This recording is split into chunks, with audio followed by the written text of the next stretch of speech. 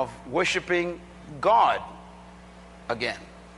Write this down, please, and I will review the source of idolatry. Please write that down. And I want you to listen carefully to what we're going to talk about tonight, because you're going to see why much of our, what we call worship, does not attract God. First of all, we want to note the importance of separating the means from the end. And that was our foundation last night. And this statement is important to write down. When more worth is placed on the means than the end, then the means become an idol.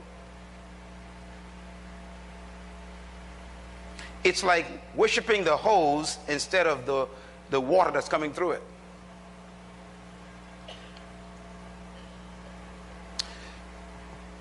The means, for most of us, has become our end. And when I say us, I refer to myself. Number two, any other worship than God is idolatry.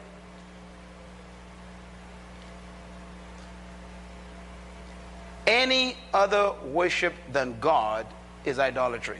Do you know what was Saul's failure? He worshiped worship. And then he told God how important worship was to him. And he actually told God that worship was more important to him than God. He told God that. Could you imagine telling God, I disobeyed you so I could use my disobedience to worship you? That's what Saul told God. You told me to kill all the animals, but I kept some, disobeyed you so I could worship you with it. God says, are you crazy? You mean you think that the sacrifice is more important than the God you're sacrificing to?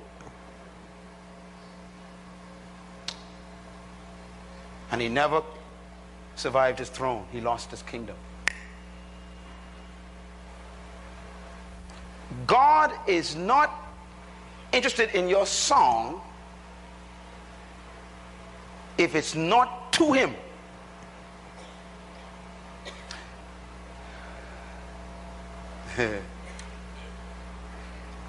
We sing to audiences, not to God.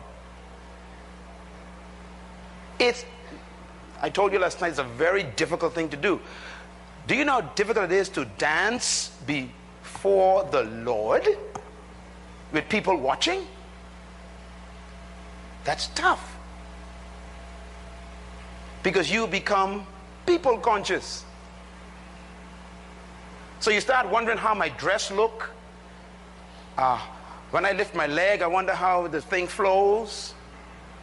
Did I turn right just now? Am I keeping the beat? In other words, you got all this going on and you're trying to focus on God, and all these people watch it. How do you sing to God when everybody's watching? And suddenly the song becomes more important than the God you're singing, and the people who are listening to the song become more important than the God you're singing.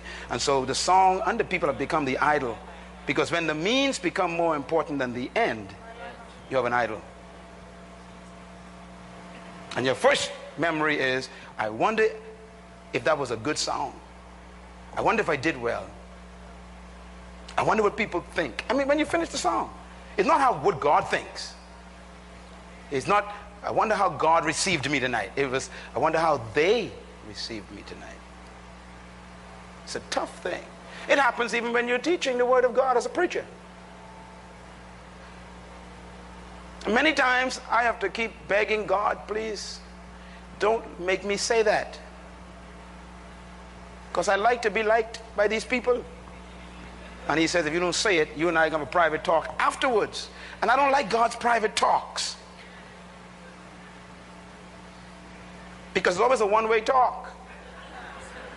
You're laughing. You don't understand what it is to be in my position. And people, it's easy to criticize people like me. But you ain't never been in my shoe. That's why Moses had a lot of criticism from his people. Even his closest